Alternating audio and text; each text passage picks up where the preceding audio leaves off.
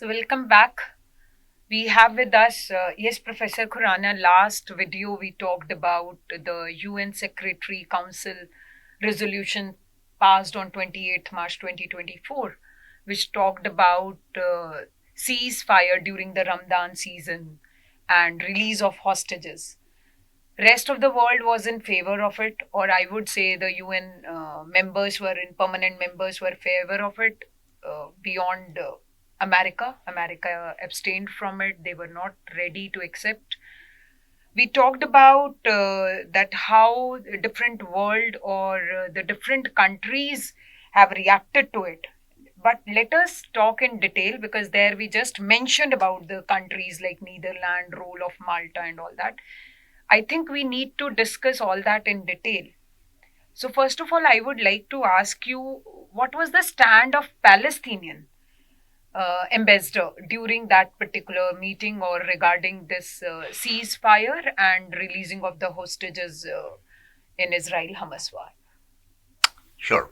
We have to appreciate that Palestinian Israel tensions, conflict, wars since 1948 have been going on for more than a century. In the wake of fall of Ottoman Empire, area which is broadly Palestine was with the Ottoman Empire, and it then got guardianship of France and England.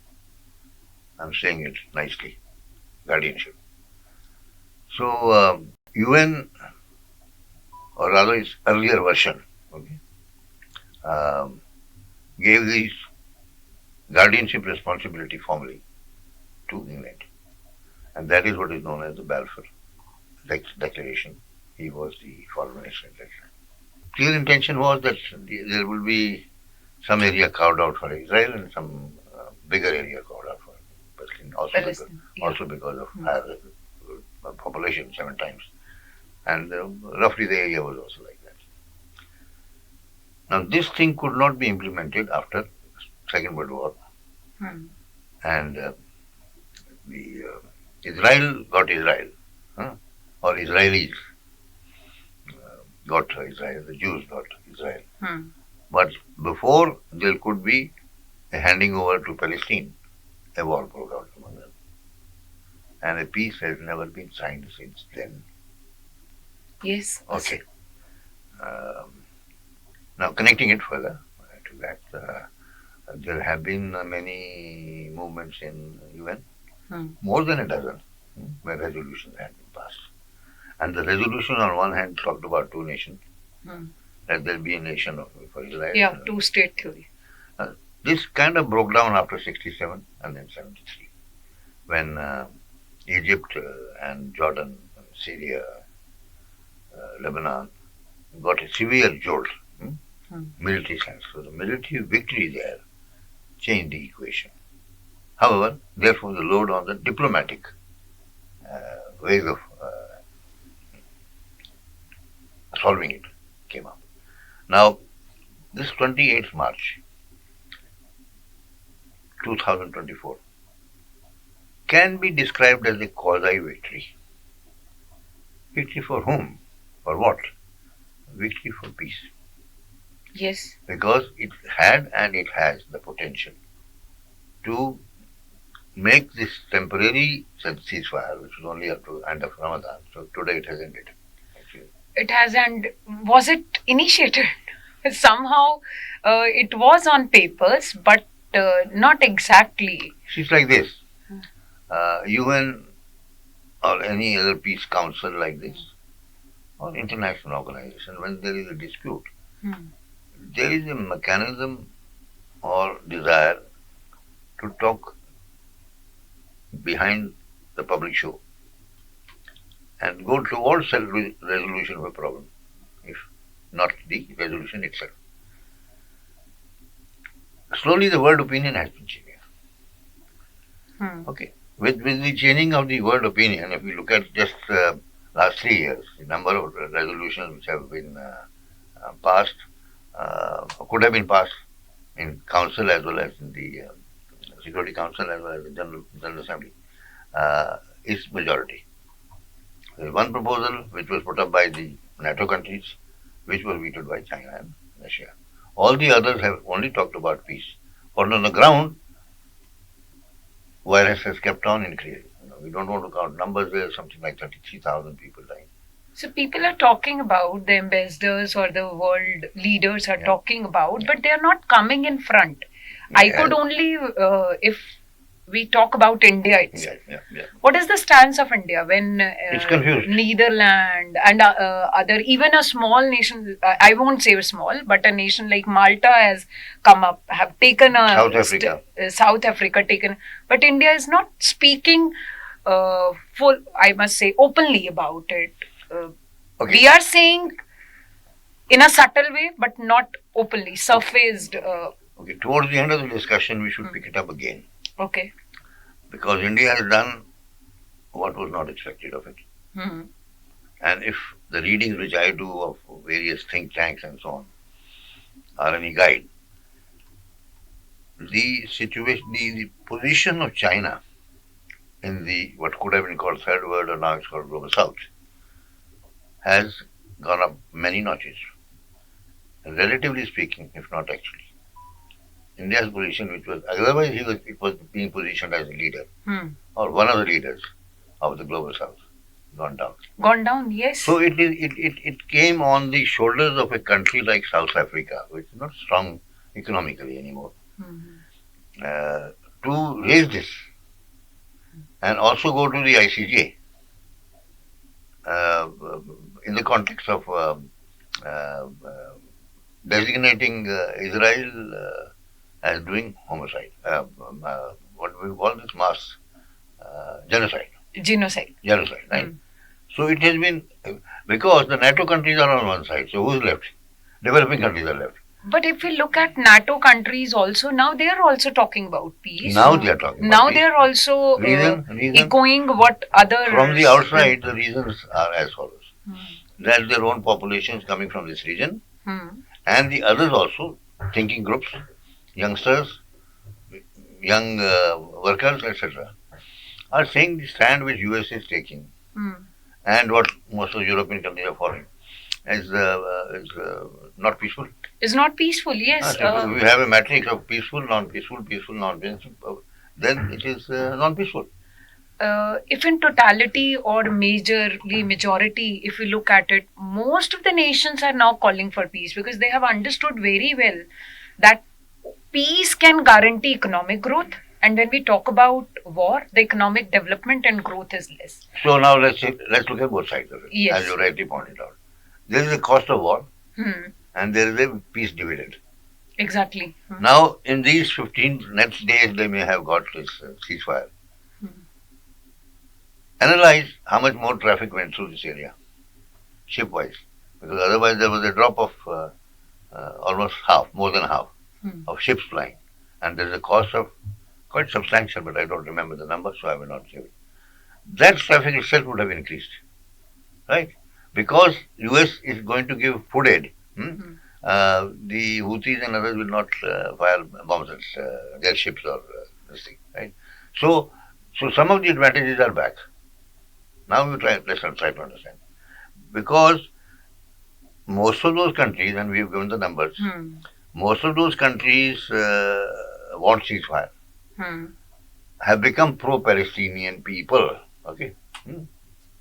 No, we don't know much about how they're governed and all that. That this is not done. That helpless people, they don't have arms in their hands, 6-month-old kids. But you're making them catch hold of arms when they're 5 years old. Okay, so now specific thing there is that if this comes to normal, and there are few clauses, if they're met, both sides can come together, there's no issue, because it's their land actually, right? Economic activity will go up. Right. Number of persons Israel has pulled out for military duty, including females, therefore affecting the factories, therefore affecting the services. Exactly. Because many doctors are now assigned to the armed forces. Many chip designers are assigned to them. All the AI work has shifted to. Otherwise, Israel has developed a reputation for good military equipment and all that, which they will not be able to do because all these countries will boycott it on that ground that we don't want arms from them, and become the reason for putting pressure on the US not to supply. Okay, so given this, uh, a matrix of economics of war and peace can be discussed like an accountant also. Though it hurts one assets liability side or yes. profit loss side. Yes, but it is very painful to discuss deaths, in monetary terms. US people don't have that problem. They will put a value of a human being at $10 million. If they are Americans, even if they are black Americans, and they will put the value of $1 million. For other nations. For some of the other nations, and zero for some other nations. Hence, it is a very sensitive subject. Right? Exactly. 70,000, 100,000, whatever the right figure, of injured people. And if you take in Ukraine, they are in millions, by the way, who are injured. Many of them have to be looked after whole life, which means another one or two persons get involved, right? So that is the cost. Yeah, that's one cost. There are other costs in terms of loss of your resources, loss of your infrastructure. That is also the cost, which could be very well, I should say, materialized and put in black and white. Because we have seen in the case of Israel Hamas also that it was beyond the loss of the human lives. There was loss of a lot of infrastructure, loss of lot of supply chains which got stuck. Okay, now therefore, transportation. Therefore, like we discussed last time, that what is likely to happen. Today again, it is like what will happen now. Now that that temporary ceasefire is over. Some balance sheet will be made. Yesterday's development has again raised a question that what next? Yeah. What next will be? But which development are you? The development was that the ceasefire over. Israel announcing that they may soon attack, and the Palestinians saying within 1 week they'll develop the nuclear bomb, and doing that. No, 1 week nobody can develop nuclear bomb. But they have given a statement, 1 week to 10 days they can assemble it. That means they may assemble it from what Iran supplies. Yes. Something like that. Yes. And so the name will not be spoiled of Iran, but Palestine. But no, in terms of deterrence power. These are all powers of deterrence. Why are they afraid of Israel, Arabs? It's because Israel has got a nuclear weapon. Why is Saudi Arabia going again closer to USA? Because they want a nuclear umbrella. They will not give a nuclear umbrella unless you are in their side, in their pocket actually. Right? Now let's hold it on from there. And there are two ways in which we can look at it. We can look at the actual opinions of the nations to get a feel of what were they saying. What they saying, right. And we can do it in a mechanism of you basically saying it and I making the slides and putting it on, right? Or we can develop as an interactive session on that. And then second is what is now likely to happen, right? Because these are all stops on a long journey of deteriorating relationships, right? Not improving. So there was also the accord, and then there was some other accord, I don't remember your name now, because none of them have been implemented properly. When Bill Clinton was there, and then before that, Carter was there, and then it did not work out. It is said now, US has been generally saying in official statements that we have asked them to be careful about civilians. We have asked them to minimize the casualties minimize the casualties if you study the words properly. I will come and raid your house, and I'm instructing the guys who are going to do it. You say minimize the death. I'm giving you revolvers. But while stealing, you minimize the deaths in that house. This is what it amounts to. And nicely they say it, utter it. Where did you get the right, even one right, one person right, to kill those kids and women? And also men. What is the wrong with person, citizen XYZ has done? If you have to do it like India has done, pilots and all that, you capture them and you let them go through the judicial process. If you are so strong, you actually capture these fellows who have committed that crime. If somebody commits that crime, it doesn't mean the whole of the population is responsible for it. Let's take stock of the situation. I'm talking about in general, war and peace. War comes when peaceful mechanisms are failed. Exactly. Because everybody knows that war is expensive in terms of manpower, in terms of social relationships, economically, and your money is getting diverted to non-social activities, and therefore to that extent less on education, health, and such as humanitarian. This is clearly known. It's clearly known to everybody. Exactly. You don't have to be general to know it or a minister to know it. The second is that for some reason, if there is so much bitterness and countries come to a stage where they say that we have to fight it out militarily. Russia started in 2014, as far as Crimea was concerned.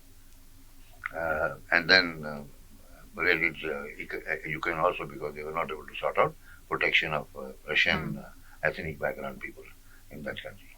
And it was about to be sorted out when one of the NATO nations obscured it. Then Mr.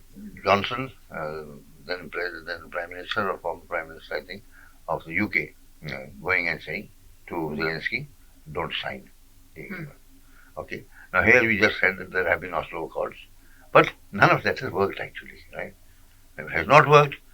Therefore, an output, Hamas, which was elected formally in 2004, okay, and the PLO was elected in the other part of that means this is Gaza and that is West Bank, okay. So it's an elected government. Now they have not held elections again. Is a different issue of that society, which that society has to handle. If they have not held the elections, somebody else cannot say that I'll kill you all because you have not had elections. Right? So they are the power. Because one has to imagine that some civil services go on there. So who provides funds for it? Hamas provides funds for it. So it is an administrative organization. So any organization like this, now Houthis for example, which control the capital of the country, right? They are smaller in area, more population, etc. It's on the coastal region, very, very productive. And therefore, they are the spokesperson of that particular country. One or two other countries characterizing them as terrorists does not help. Now, this is where there is a third kind of stance, which is of negotiation, like India has done. We don't bother you at all. You do what you want. You are an independent country. But if you are going to take away our sailors, if you want to stop our ships and so on, our navy will come and take care of it. But that problem, they won't come and start shooting at you, right? They will make sure that you become persona non grata there, right? And this is where there is a difference of US. Being too big, it does not want to waste time, but has the energy of detailed diplomatic thing like French used to have, or British also used to have. And they just jump to solutions and solutions out. Take out Hamas, kill them, change the regime. Yeah, so that's what we talked about in our last video also. Right. Therefore, now we connect. Now we connect is that the last line of that video is that, at least my view is, based on views of others, that sanctions will have to be applied. Yeah, I do believe that that when these things are not working, we have the history has shown us, and we have the examples from the history also from our own country, India, where the movement of Satyagraha by our honorable father of the nation, Mahatma Gandhi ji, he started. And that was one way of condemning the war and winning the British rule and without terrorism or without fight. That was a very patient work he did and his followers. On one hand, they, within their own party, Indian National Congress, changed the opinion from taking up arms compared to non-violent strength. There was a group under Mr. Subhash Chandra Bose which was in favor of taking an armed route. And they did, and went and developed an army in Burma. Right? However, the faction which was this, when the Second World War came, contribution of India was quite small. UK had weakened as a power, and so on. And so the peace came peacefully. Right? Peacefully. Except, as last time we had pointed out, in places like Punjab, migration of large number of people on both sides. Yes. So there was a lot of this. We need not repeat it today. That is a different background. That is again when one nation gets divided into two, atrocities are going to happen. Okay, now that is a different scenario. But they should be minimized, right? They should be minimized. Okay, now, so therefore, what we come to is that we will quickly go through these, the views of their foreign ministers or in the UN, etc. will give us a feel how will people react to something like sanctions. Right. After all, USA has sanctioned more than 40 countries, right? USSR, I keep on saying, but Russia has product sanctioned 16,000 items. 16,000. Though Russia is not a weak link, so they have been able to cope up with it.